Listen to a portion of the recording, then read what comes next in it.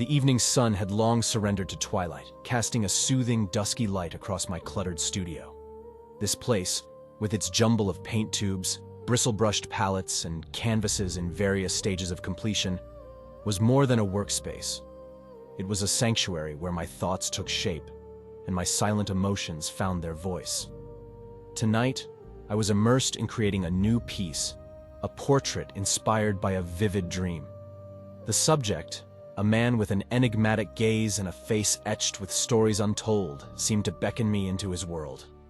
Lost in this reverie, I barely noticed as my elbow nudged a salt shaker perilously close to the edge of my work table.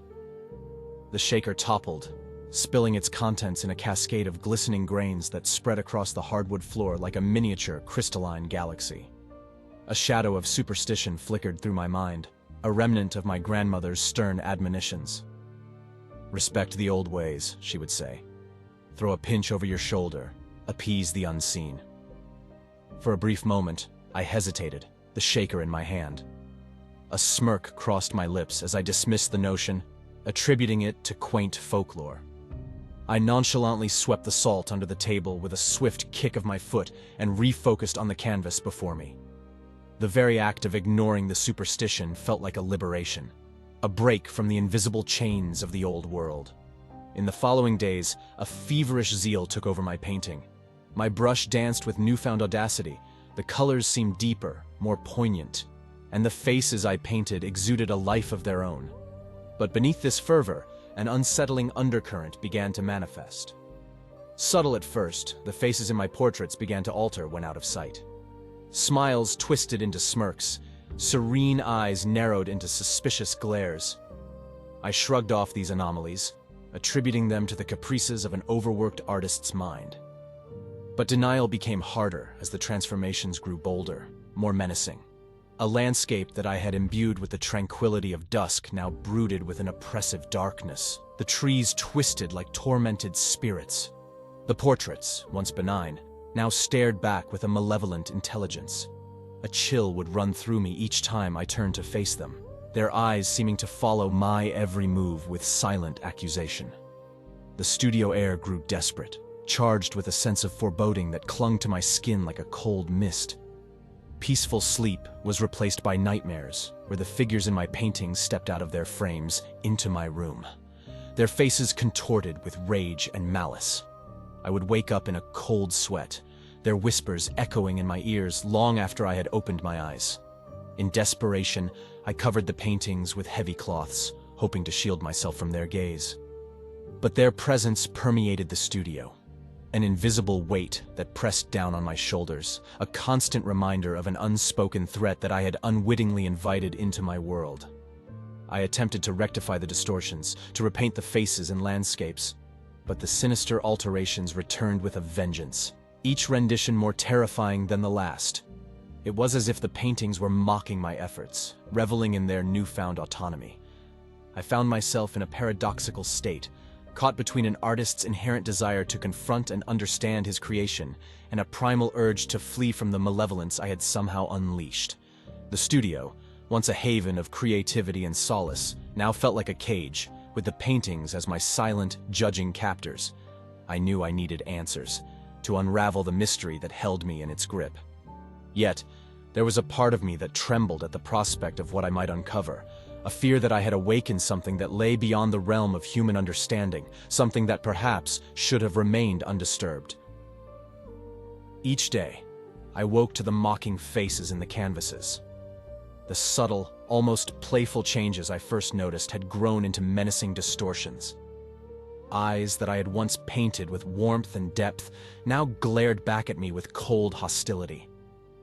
Smiles had twisted into sneers, and peaceful landscapes had darkened, the skies in them roiling with storm clouds, the trees bent as though in agony. My mind, once brimming with ideas and inspiration, was now a whirlpool of confusion and fear. I scoured every source I could find, hoping to uncover some explanation or solution. Dusty tomes on folklore, articles on haunted paintings, online forums discussing the supernatural. I delved into them all, searching for a case similar to mine. A story that ended not in tragedy, but in triumph. a way to reverse what had begun. This quest for knowledge, however, only deepened my isolation. Friends' concerned messages piled up, unopened. Their voices, once a source of comfort and joy, now seemed distant echoes of a life I could barely remember. The studio, my world, felt smaller each day, the air staler, as though the very presence of the paintings was consuming the oxygen around me.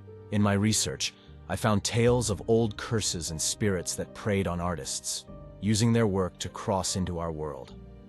The idea seemed absurd, yet nothing else explained the grotesque transformation of my paintings.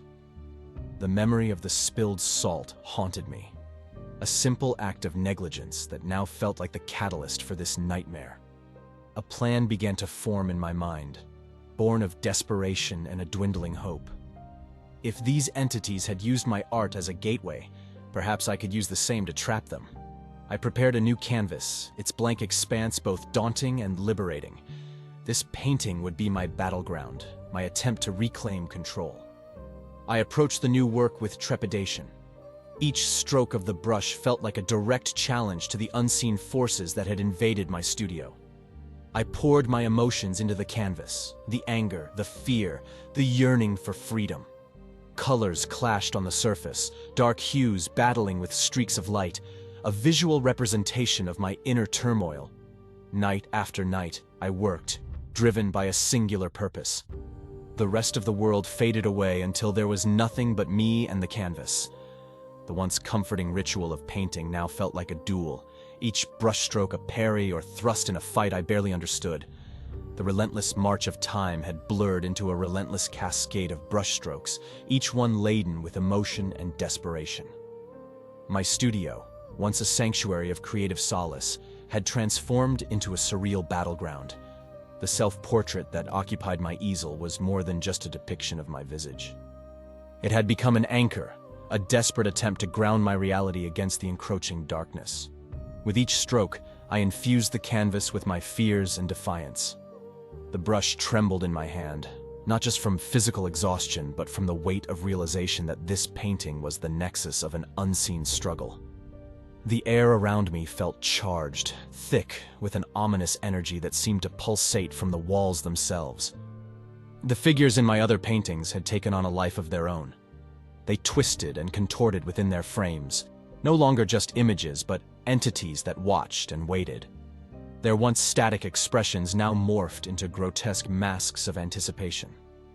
The studio had become a theater for the macabre, with every canvas an audience to my plight. As the final brushstrokes neared completion, the atmosphere grew increasingly oppressive. The air itself seemed to warp and twist, creating a vortex around the self-portrait. The colors on the canvas swirled, coalescing into a palpable presence that stared back at me with my own eyes. Those eyes, which I had intended to imbue with resilience, now reflected a silent scream of terror. In that critical moment, as I added the last touch to the painting, the horrifying truth dawned on me. The self-portrait was not a shield against the darkness, but a gateway. The entity, a malevolent force birthed from the spilled salt and my own creations, had manipulated me into forging its path into the real world. Panic surged through me like an icy torrent. I lunged for a palette knife, aiming to slash the canvas, severing the connection I had inadvertently created.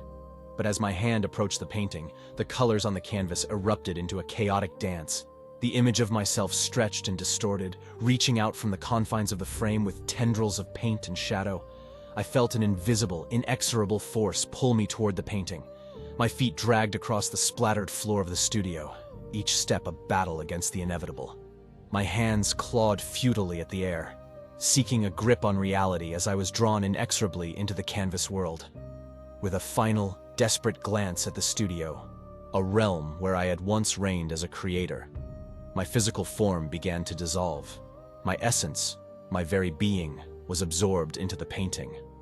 The world around me spun into a vortex of colors, emotions, and memories, swirling into an abyss of paint and despair. And then there was a profound silence, an eerie stillness that blanketed the studio. Time ceased to hold meaning within the confines of the painted world, I became a spectral observer, watching the seasons change through the studio window, witnessing the dust accumulate and the light shift across the empty space. One day, the silence was broken by the arrival of a new presence. A young artist, drawn by the legends of my mysterious disappearance, stepped into the studio. The space, still echoing with the remnants of creativity and unresolved mysteries, seemed to welcome this new soul. The artist's eyes were inevitably drawn to the self-portrait that hung prominently. The piece, imbued with an intense emotional depth, held a sorrow and desperation that transcended the mere paint and canvas. In the painted eyes, my eyes, there was a silent narrative, a plea, a warning, a testament to a soul intertwined with its creation. As the new artist stood before the painting, immersed in its haunting gaze, my painted eyes followed them, a silent sentinel to the new story unfolding in the studio. The cycle, it seemed, was destined to continue, a perpetual legacy of the fine line that separates the artist from their art, reality from the unseen realms that linger just beyond our perception.